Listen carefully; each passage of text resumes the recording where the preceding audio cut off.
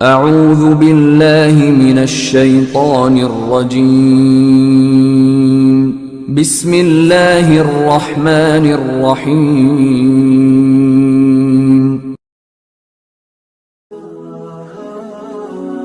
مفتی طارق مسعود special. وہ میں اکثر ایک چٹکلا سناتا ہوں نا، ایک اچھا یہ چٹکلوں کی وجہ سے لوگ مجھے کہتے ہیں چٹکلوں والا آدمی ہے یہ. اچھا اب جس نے بھی میرے خلاف کلپ بنانا ہوتا ہے نا، ٹھڑک نکالنی ہوتی ہے، دو الزامات مجھ پہ لگاتا ہے وہ کہ اس کو شادیوں کے علاوہ کچھ آتا نہیں ہے، ممبر پہ بیٹھ کے لطیفے سناتا ہے. یہ میں آج صبح سے یہی کام کر رہا تھا. ہماری ابھی مدرسے کی چھٹیاں ہیں تو میں نے کہا چلو دیکھتے ہیں کہ ہمارے خلاف کیا کیا ہے. تو بہت سارے کلپ مجھے اپنے خلاف نظر آئے تو میں دیکھ رہا تھا ان میں قدر مشترک کیا چیز ہے، کیا چیز کامن ہے جو سب ایک ہی الزام مجھ پہ لگاتے ہیں. تو ان میں ایک صاحب نے کلپ بنایا ہوا تھا کہ دیکھو میرا بیان چلایا پہلے کہ یہ کہہ رہا ہے مزاروں پہ مت جاؤ، مزاروں پہ جانا شرک. پھر دوسرا کلپ چلایا خود مندر گیا ہوا ہے. خود کہاں گیا ہوا ہے؟ مندر. وہ نہیں قلات میں جو مندر تھا، خود کہاں گیا ہوا ہے؟ مندر. واہ، مزاروں پہ جانا شرک اور مندروں میں جانا جائز. سمجھ رہے ہیں؟ آگے محترم نے ارشاد فرمایا، آج میں نے صبح سے یہی دیکھے اتنے سارے. اچھا آگے بنایا، الزام لگایا. ایک طرف یہ لوگ کہتے ہیں کہ سفر کر کے قبر کی زیارت بھی جائز نہیں ہے، حالانکہ ہم یہ کہتے ہی نہیں ہیں، لیکن چلو الزام لگا دیا. اور یہاں یہ قلات جو مندر دیکھنے گئے یہ کراچی سے سفر کر کے گئے ہیں. واہ، نبی کی قبر کے لیے سفر کر کے جانا جائز نہیں اور ہندوؤں کے مندروں میں 14 گھنٹے کے سفر کر کے جانا بھی جائز. تو ایک نا پوری کمنٹری چل رہی تھی. نتیجہ اسی پہ ختم ہوا کہ اس مولوی کو شادیوں کے علاوہ اور لطیفوں کے علاوہ کچھ بھی نہیں آتا. اچھا آگے چلیں، 2-3 درمیان میں معذرت کے ساتھ، ہمیں تو میرے بھائی جتنا پتہ ہوتا ہے نا اتنا بھی ہم سیاسی تبصرہ نہیں کر رہے ہوتے، ٹھیک ہے نا، اس سے تھوڑا کم ہی کر رہے ہوتے ہیں کہ افورڈ کر سکیں. اتنا کرو جتنا برداشت کر سکتے ہو. تو مختلف قسم کے کلپ نا، تو اس میں اچھا میں نے پھر کیا کیا، میں نے کہا یار یہ الزام کس حد تک ٹھیک ہے کہ اس کو شادیوں کے علاوہ کوئی بات آتی نہیں ہے. تو میں نے شارٹ کلپ اپنے دیکھنے شروع کیے. پہلا کلپ شادیاں، دوسرا کلپ شادیاں، تیسرا کلپ خواتین، چوتھا کلپ شادیاں. تو میں نے کہا یار یہ بات تو اپنے لحاظ سے ٹھیک کہہ رہے ہیں، سارے کلپ ہی وہی. میں نے فوراً امریکہ فون کیا، جو ایڈمن ہے نا، میں نے کہا بھائی میرے 1.5-2 گھنٹوں کے بیان میں ان شارٹ کلپ والے کمبختوں نے، جن کو جتنی گالیاں دی جائے کم ہے، انہوں نے شادیوں کے علاوہ کوئی اور ٹاپک نکالا ہی نہیں ہے. اب آپ لندن سے آئے ہیں، کیا رمضان میں میرے پورے 1 مہینے کے بیان 1.5-2 گھنٹے کے روز بیان ہوئے ہیں؟ کیا شادی سے ہی شروع ہو کے شادی پہ پوری تفسیریں چلی ہیں نا؟ یہ تو نیوٹرل آدمی ہے، نہ پی ٹی آئی کے نہ جے یو آئی کے، اس لیے ان سے پوچھ رہا ہوں میں. 1 گھنٹے کے بیانات، 1.5 گھنٹے کے بیانات، تفسیر کے لیکچر ہیں، مسائل کے لیکچر ہیں. تو یہ شارٹ کلپ والے کیا کرتے ہیں، ان کو پیسہ کمانا ہوتا ہے. یہ میں وضاحتی بیان جاری کر رہا ہوں، کہ یہ جو شارٹ کلپ والے ہوتے ہیں نا، دیکھو ہم نے دل بڑا کیا، ہم نے اپنے بیانات کی اجازت سب کو دی ہوئی ہے. ورنہ بہت سے لوگ تو یہ کرتے ہیں کہ کاپی رائٹ دے کے پابندی. اگر میں کاپی رائٹ دیتا نا اپنے چینل پہ، جو میرا چینل ہے مفتی طارق مسعود اسپیچز، جس کے 3 ملین سبسکرائبر ہونے والے ہیں، آپ کسی سے پوچھ لیں کہ اگر ہم اسٹرائکیں دیتے اور کسی کو میں بیان اپلوڈ کرنے کی اجازت نہ دیتا تو یہ 3 ملین کے بجائے آج 6 ملین سبسکرائبر ہوتے. سمجھتے ہیں کہ نہیں سمجھتے؟ یہ کم سے کم 6 ملین انشاءاللہ ضرور ہوتے، کیونکہ واچنگ ٹائم الحمدللہ بہت زیادہ یوٹیوب پہ.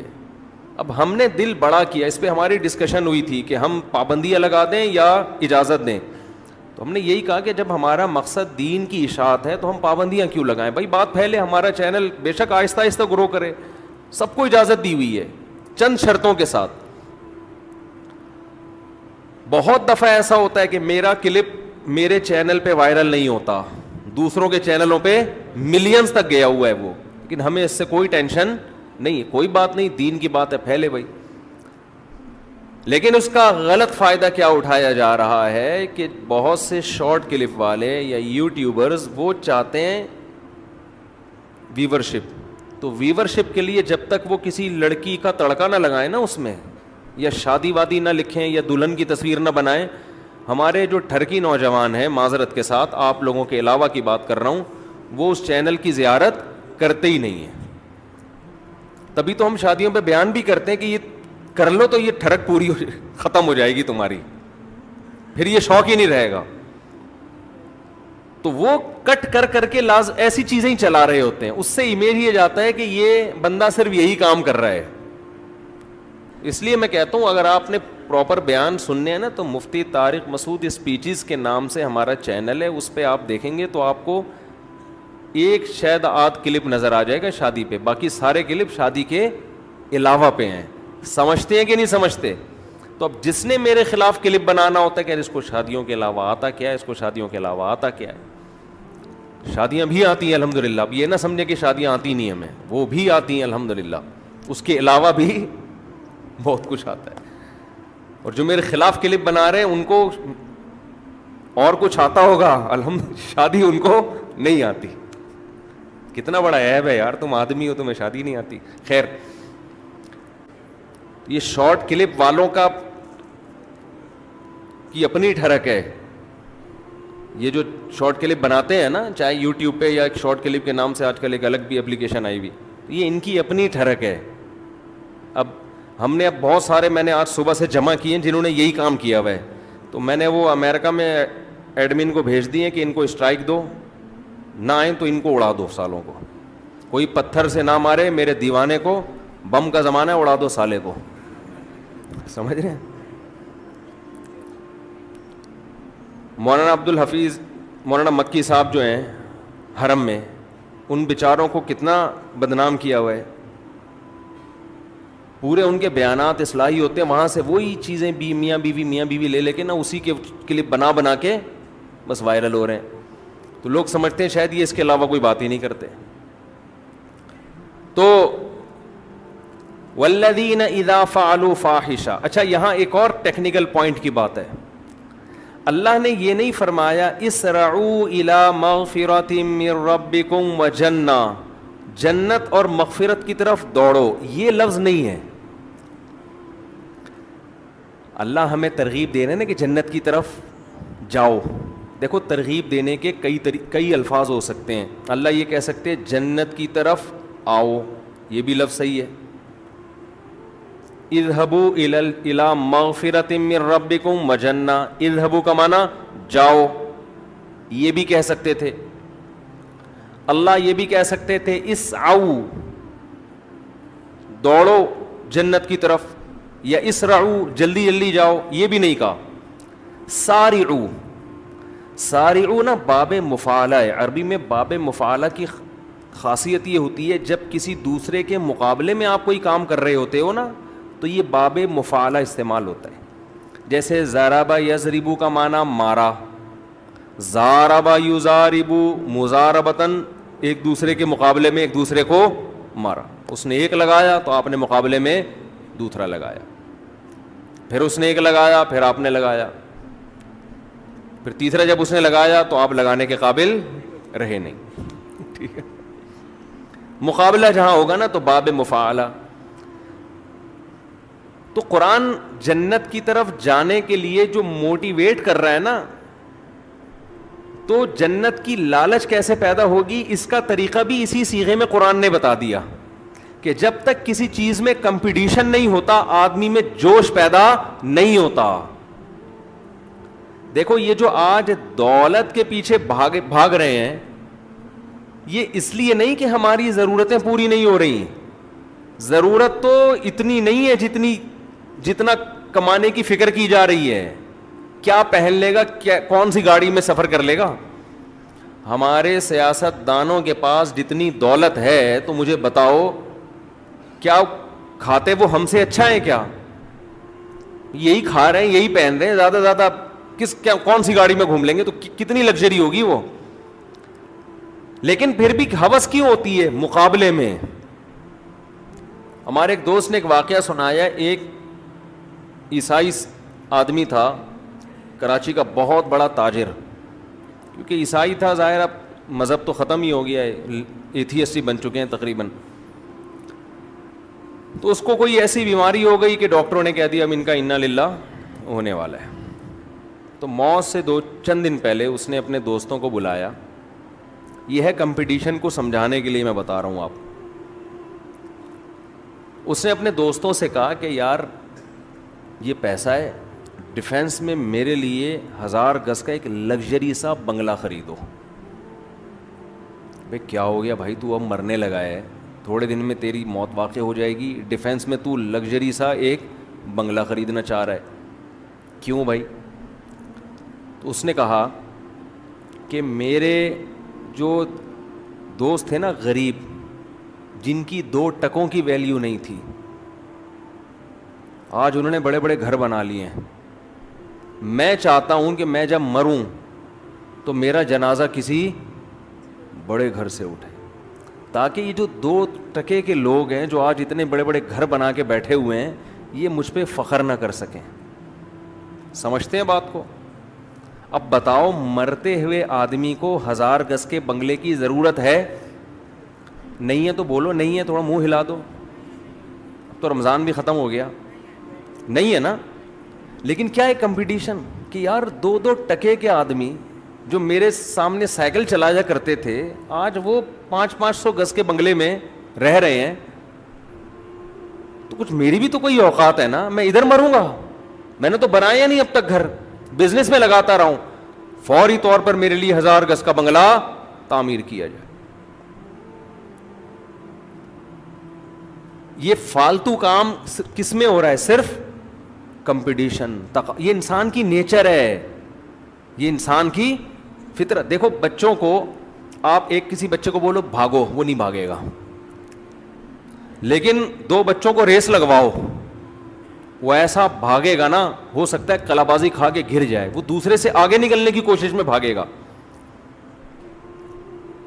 پوری دنیا اسی کمپٹیشن پہ ہی چل رہی ہے, تقابل پہ ہی چل رہی ہے. تبھی قرآن نے یہ نہیں کہا کہ جنت کی طرف دوڑو, قرآن نے کہا ایک دوسرے سے دوڑ میں مقابلہ کرو. اب ہوتا کیا ہے, دنیا میں دوڑ کے بہت سارے میدان ہیں, آپ نے دوڑنا, یہ تو نیچر ہے. جب تک آپ کسی سے مقابلے میں نہیں دوڑو گے تو آپ کی دم میں آگ نہیں لگے گی. دم میں آگ والے تو پرانا ہو گیا, کچھ نئے لوگ بھی آ جاتے ہیں نا, تو ان کے لیے جلدی جلدی سنا. اب جو میں بار بار جو چیزیں سناتا ہوں وہ میں فارورڈ کر کے سناتا ہوں, سوائے شادیوں کے, وہ میں اسی اسٹائل سے تجوید کے ساتھ, ٹھیک ہے نا. یہ جو بعض چیزیں ہیں نا میں بہت جلدی اسپیڈ سے سنا دیتا ہوں. تو یہ ایک اشکال ہو سکتا تھا نا کہ وہ تو پورے توجہ کے ساتھ, ایکسپریشن کے ساتھ, تو میں اعتراف کر رہا ہوں توجہ کے ساتھ میں تو آنے دینا, اتنا تو اس پہ کلپ نہیں بن سکتا اتنی سی بات پہ, ٹھیک ہے نا. تو دوڑ کے نا مختلف میدان ہیں. اب دیکھو یہ جو بندہ موت کے وقت اس نے کہا 1000 گز کا بنگلہ, اس نے ساری زندگی پیسہ کمانے کے علاوہ کوئی کام نہیں کیا, تو اس نے دوڑ کا میدان کس کو بنا لیا؟ اس نے دوڑ کا میدان دولت کو بنا لیا. یہ کبھی بھی دوڑ کا میدان کسی ریسرچ یا تحقیق کو نہیں بنائے گا, کیونکہ یہ اس کی فیلڈ ہی نہیں ہے. اس کو اس پہ حسرت نہیں ہوگی کہ فلاں میرا 2 ٹکے کا آدمی اتنا بڑا ڈاکٹر کیوں بن گیا. تو بن گیا بھائی, ہماری یہ فیلڈ ہی نہیں ہے, ہم نے اس چیز کو دوڑ کا میدان بنایا ہی نہیں. اس کو مجھ پر یہ اعتراض بھی نہیں ہوگا مولوی نے اتنی شادیاں کیوں کر لیں, کیا خیال ہے, کیونکہ اس کا یہ دوڑ کا میدان, وہ کہا بھائی جتنی مرضی کر, ہمارے یہاں تو ایک کا سسٹم چل رہا ہے. مثال تو دی جا سکتی ہے نا. اس سے پتہ ہوتا کیا, میں دیکھتا ہوں جب بھی کوئی آتے ہیں ایک دم آپ کھلکھلا جاتے ہیں, جیسے کسی نے نیمبو چٹا دیا ہو, ٹھیک ہے, سستی دور ہو جاتی ہے آپ لوگوں. تو دوڑ کے لیے بہت سارے میدان. باڈی بلڈر جو دوڑ کا میدان بناتے ہیں وہ کس کو؟ فزیکل فٹنس کو, مسلس کو. وہ دکھا رہے ہوتے ہیں میرا اتنا بڑا اسپیڈ بریکر ہے, وہ کہتے ہیں ہم نے تو پورا K2 کا پہاڑ پالا ہوا ہے یہاں پہ. وہ کہہ رہے دیکھو یہ ماؤنٹ ایوریسٹ, اس پہ کوئی چڑھ کے نہیں دکھا سکتا. ان کے مقابلے کس میں ہو رہے ہیں؟ یہ جو دوڑنے کا مقابلہ کر رہے ہیں, وہ دوڑنے کا مقابلے میں کہ کون پہلے اس لائن کو کراس کرے گا, کوئی کار ریسنگ کے مقابلے میں, کوئی کرکٹ کے مقابلے میں, یہ اتنا بڑا پلیئر, لوگ مقابلہ کر رہے ہوتے ہیں نا, یار وہ اچھا بیٹسمین ہے یا اس سے زیادہ اچھا بیٹسمین تو وہ ہے. اب بیٹسمین کو اس سے کوئی غرض نہیں کہ کوئی سائنسدان خلا میں پہنچائے یا چاند پہ پہنچائے. وہ کہہ رہے یہ میری فیلڈ ہے ہی نہیں. اس کو نہ اس سے جیلسی ہوگی, نہ حسد ہوگا, نہ رشک آئے گا اس کے اوپر کہ ہائے کتنا عظیم سائنسدان. وہ کہے گا وہ یار وہ کتنا عظیم بیٹسمین نے آخری بال پہ چھکا مار دیا اور ہم پہلی بال پہ آؤٹ ہو گئے. تو ہر آدمی کا ایک میدان ہوتا ہے, اس میں وہ مقابلہ کرتا ہے, اس کے علاوہ میدان کی اس کو پرواہ نہیں ہوتی. اور وہ میدان ہر آدمی خود سیلیکٹ کرتا ہے اپنی, جب زندگی کا کہ کیریئر کا آغاز کرتا ہے نا, اس میں کس میدان میں دوڑنا ہے یہ سلیکشن انسان کی خود سے ہوتی ہے. آپ نے میٹرک کرنے کے بعد اگر آپ ایف ایس سی کیا اور ایف ایس سی کے بعد آپ کا ارادہ ہے میڈیکل کالج میں جانے کا, تو آپ دوڑ کا میدان خود سیلیکٹ کر رہے ہو کہ میں نے میڈیکل کی فیلڈ میں دوسرے ڈاکٹروں سے آگے نکلنا ہے. یہ خود سیلیکٹ کر رہے ہو نا آپ. آپ اگر اکاؤنٹس کی فیلڈ میں جا رہے ہو تو اب آپ کو ڈاکٹروں کے آگے بڑھنے سے کوئی تکلیف بولو نہیں ہوگی. اللہ ہمیں بتا رہے کہ ان میدانوں میں سے کوئی میدان بھی اس قابل نہیں ہے کہ اس کو دوڑ کا میدان بنایا جائے, مقابلے کا میدان بنایا جائے, کیونکہ ان مقابلوں میں آپ جیتنے کے بعد بھی ناکام اور ناکام ہونے کے بعد تو ویسے ہی ناکام. آپ بہت اچھے ڈاکٹر بن گئے تو مرو گے تو ختم نا, اور کوئی اچھا نہیں بنا تو مر کے کیا ہو گیا, وہ بھی ختم. تو مٹی ہو کے کیا ہو گئے, ختم. تو اصل میدان آپ نے کس کو بنانا ہے؟ قرآن کہہ رہا ہے آخرت کو. اب آپ پوچھ سکتے ہیں کہ اللہ میڈیکل سائنس کا میدان تو ہمیں نظر آتا ہے, یہ والا میدان ہے بھائی, ہم نے ڈاکٹر بننا ہے فلاں سے بھی آگے نکل جانا ہے, ہم نے حکیم بننا ہے تو فلاں سے بھی کو بھی کراس کر دینا ہے, ہم نے باڈی بلڈر بننا ہے تو وہ ایک ہے جو جس کے اسپیڈ بریکر بہت بڑے بڑے بن چکے ہیں تو ہم K2 کی پہاڑیاں بنا لیں گے. تو یہاں تو میدان سمجھ میں آتا ہے نا. کیا ہو گیا؟ تو آخرت کا میدان کون سا میدان ہے بھائی؟ اگر ہے تو اللہ ہمیں بتا دے تو ہم چاہو اس میں آگے جائیں گے. تو اللہ نے بتایا کہ وہ میدان کوئی سلیکٹڈ میدان نہیں ہے, انہی میدانوں میں سے کسی بھی میدان کو سلیکٹ کرو اور نیت کیا کر لو آخرت کی. تو وہ کون سا میدان بن جائے گا؟ بولتے کیوں نہیں؟ آخرت بن جائے. اتنی سی بات ہے جو پبلک کی سمجھ میں نہیں آ رہی. یہ قرآن کہہ رہا ہے, یہ پبلک کی سمجھ میں آ نہیں رہی. اتنی سی بات کتنا آسان کر دیا بھائی. اس کا فائدہ یہ ہوگا کہ آپ ہار بھی گئے تو اللہ کی نظر میں جیت گئے. سمجھتے ہو نا؟ دوسرا فائدہ یہ ہوگا آپ کبھی غلط چیز کو ہدف نہیں بناؤ. مثال کے طور فلم انڈسٹری میں آپ اللہ کے لیے آگے بڑھنے کی کوشش نہیں کرو گے کہ یار وہ اتنا بڑا ہیرو بن گیا تو میں جنت کے حصول کے لیے اس سے بھی بڑا ہیرو بن کے دکھاؤں گا. تو بھائی ہیرو بننے سے اللہ خوش, ڈاکٹر بننے سے تو ہو جائے گا کہ تو لوگوں کی زندگیاں بچائے گا, ہیرو بننے سے اللہ خوش نہیں ہوگا. ہم جب بچے تھے ٹی وی دیکھتے تھے نا تو بڑے بڑے فلم اسٹار آ کے بتا رہے تھے اللہ کا بڑا فضل ہے کہ اللہ نے مجھے اس مقام تک پہنچایا. ہم لوگ اب تبلیغ والوں سے کچھ اور سنتے تھے کہ ٹی وی دیکھنا حرام ہے, فلموں میں جانا حرام ہے. ہم کہتے تھے یار یہ عجیب قسم کا آدمی, ایک تو گناہ بھی کر رہا ہے, ہمیں بھی گناہ گار کر رہا ہے. ہم تو توبہ استغفار کر کے ڈرامہ دیکھ رہے ہو. ڈرامے بھی اس زمانے کے ایسے دوپٹے لیے ہوئے اور اتنی اچھی اچھی باتیں, آدمی مسلمان ہو جائے کلمہ پڑھ لے, اور اس وقت علماء کہتے تھے وہ حرام ہے. حیرت, یعنی کتنا زمانہ چینج ہو گیا ہے نا. تو ہمارے ایک دوست نے پرانے زمانے کے ڈرامے کا کلپ دکھایا 83 کا, وہ دوست بھی یہاں بیٹھے ہوئے ہیں. اتنی اچھی اچھی باتیں ہو رہی ہیں, ایسا لگ رہا ہے کہ ممبر پہ کوئی بیان کر رہا ہے. ماں بیٹی کو سکھا رہی ہے شوہر کا احترام. عجیب سی بات ہے یا نہیں ہے؟ ماں بچی کو کیا سکھا رہی ہے؟ شوہر کا احترام. ساس سے کیسے بات کی جاتی ہے تمیز سکھا رہی ہے اس کو. تو یہ چیزیں اب مارکیٹ میں کیا چل رہی ہیں؟ شارٹ. تو وہ اس زمانے میں تھے, اس کو ہم سبھی کہتے تھے حرام ہے. اگر وہ زمانہ وہ لوگ یہاں آج کا دور دیکھ لیں تو اس کو شاید کہیں کہ بھئی یہ تو فرض ہیں اس کے مقابلے میں. تو ہم اس وقت یہ دیکھتے تھے, کوئی فلم ایکٹر ہے نا, وہ بتا رہا ہوتا تھا یہ اللہ کا بڑا فضل ہے کہ مجھے اللہ نے یہاں تک پہنچایا. ہم کہہ رہے تھے اللہ کا فضل کہاں سے ہو گیا بھائی تیرے اوپر؟ بھائی یہ تو اللہ کا قہر لگتا ہے یا عذاب لگتا ہے. کیونکہ پاکستان میں نا, میری تو اب ملاقات اداکاروں سے بھی ہوتی ہے, گلوکاروں سے بھی ہوتی ہے, تو کچھ ملاقاتیں کر کے اندازہ ہوتا ہے کہ پاکستان میں گلوکار, فنکار, اداکاروں کو زیادہ, سوائے ان کے جو میرا بیان سن رہے ہیں, ان کے علاوہ کو زیادہ کوئی یہاں پروٹوکول ملتا نہیں ہے. یہ خوشی کی بات ہے, ٹھیک ہے نا. بہت سو کو یہ فیلڈ پھر بالآخر چھوڑنی پڑتی ہے.